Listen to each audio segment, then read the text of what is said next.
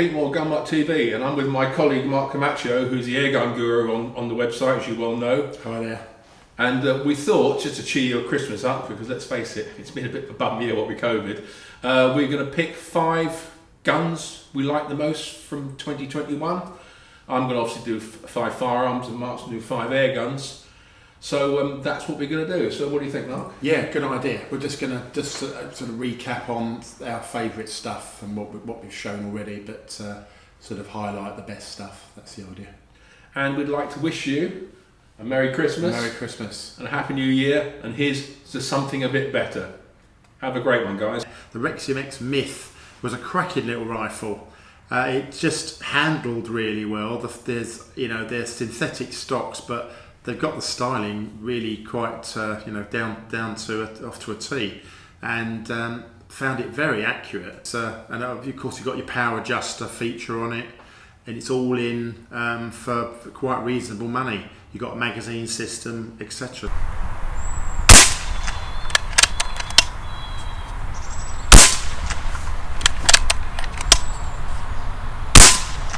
The raw HM1000X, I've always been a massive fan of the old Theorbans, the raw brand, which obviously is built on all that. I think they're going to be resurrecting the Theorban name as well. That's all part of the business plan now. But yeah, the HM1000X was a cracking gun.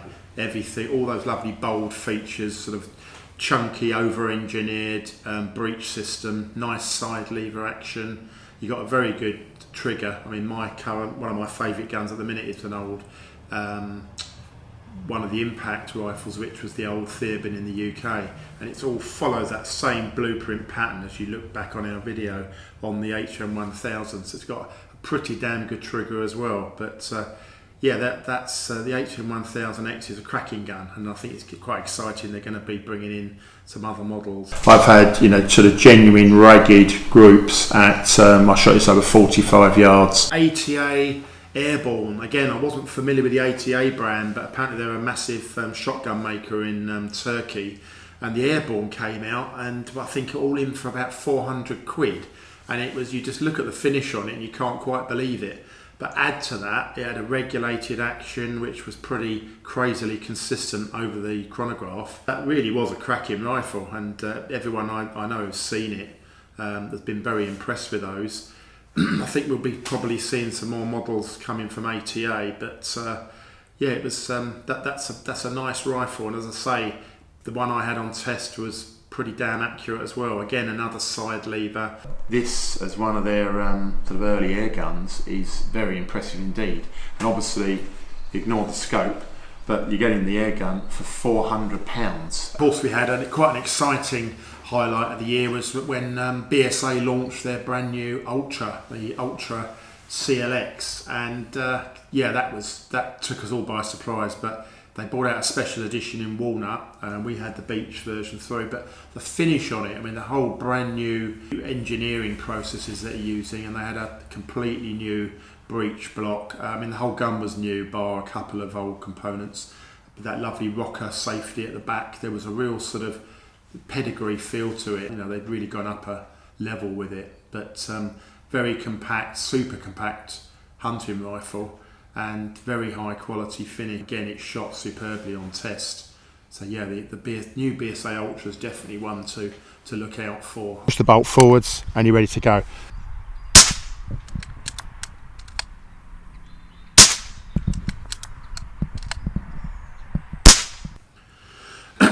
The last of my rifle highlights, I think it's got to be the SMK Victory CP2. And if you remember, so you'll be able to look that up, but it all comes in a box and it converts. You can either have it as a pistol with its sort of main synthetic body as it comes, or you click on a skeleton stock and then you put on the long barrel assembly that it comes with.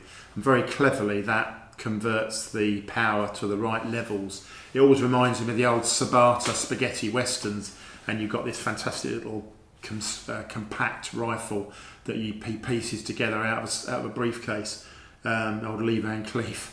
But yeah, there's a great feel to that. It worked well. So that's the SMK Victory.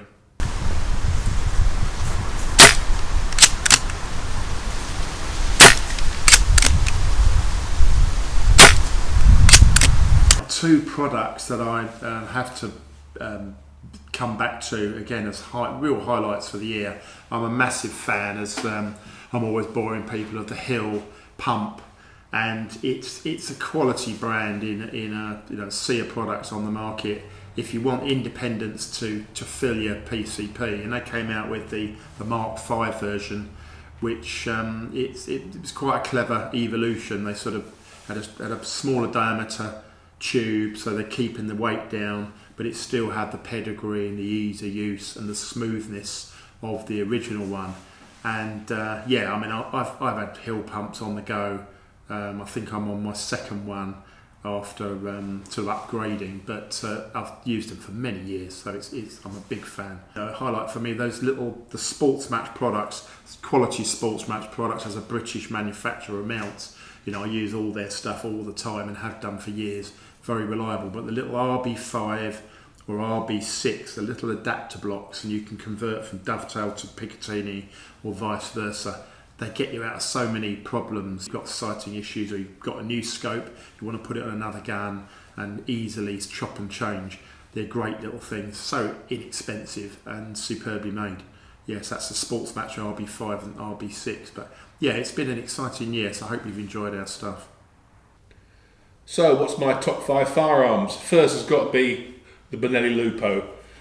Their first bolt-action rifle hunter came out of left field nowhere. I shot one at the beginning of the year, liked it. Much later tested the 308 version, really liked it. Ended up buying the 6.5 Creedmoor gun, which is a 24-inch 1/8 twist barrel. But the rifle itself is very modern, very stylish, a typically Italian firearm, but it comes with a number of very useful features. 5-round box magazine, a guaranteed sub-MOA ability. You can change the comb for units of different heights and various things. It has length of pull spacers and a built-in recoil reduction system. Great trigger, you can go down to that's about 1.5 pounds. That's what mine's set for now. Overall, a very fine modern hunting rifle.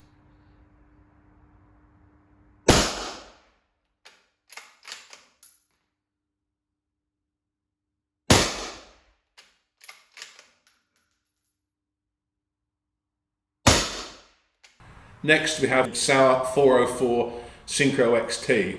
The 404 replaces their classic 202, which was a great gun in its own right.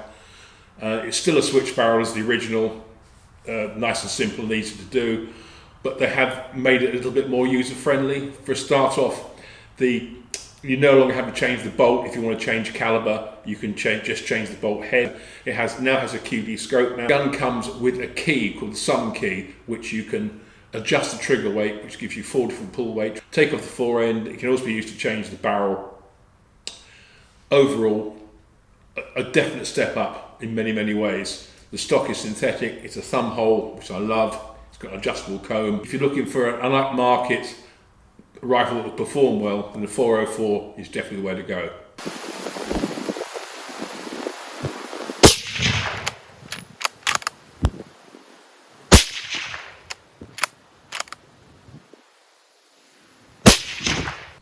Surprise entry here is the Mossberg 464. It's a lever action rifle, just when you thought Mossberg only made shotguns, based on the Winchester 94 AE angle eject.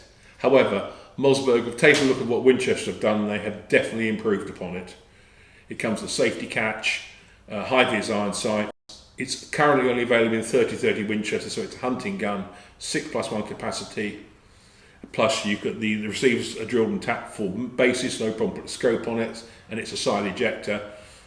Overall, a really nice rifle. Finishes are great. You get blue walnut, frosted stainless walnut, and frosted stainless black grey laminate, all at the same price of a colossally good £655. You can't really beat that.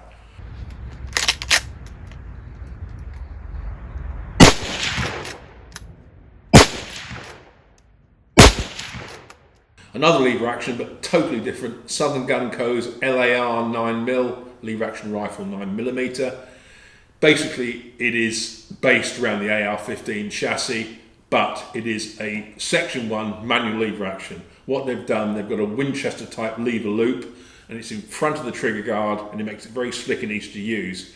It feeds from Glock magazines, and you can put on collapsible stocks with it, M4 ends, you name it. It's a typical AR-based product, but it's a modern lever action for people who want an action rifle that is very much up to date.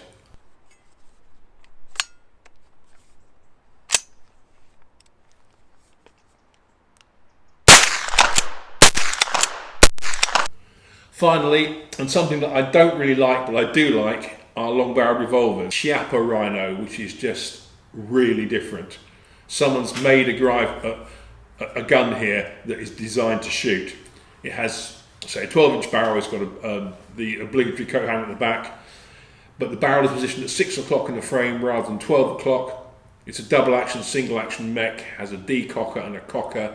You can run the gun on full moon clips or just put loose rounds in. They even do a 9mm version. They come in many finishes. They have a Picatinny rail on top and bottom. You put optics on. If I was going to shoot this sort of firearm in competition, I would pick the Chiappa, no question.